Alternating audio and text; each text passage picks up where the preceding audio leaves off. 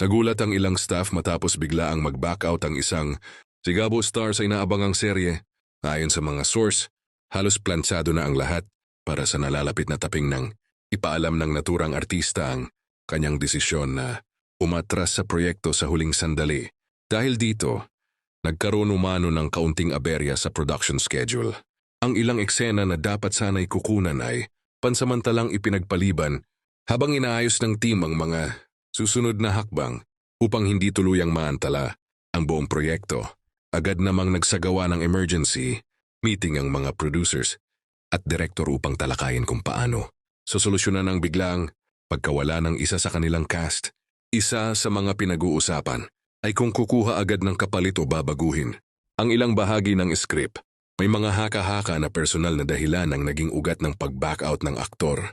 May ilan ding nagsasabing posibleng may conflict sa schedule o may mas piniling proyekto ang artista, ngunit hanggang ngayon ay wala pang kumpirmasyon mula sa kanyang kampo.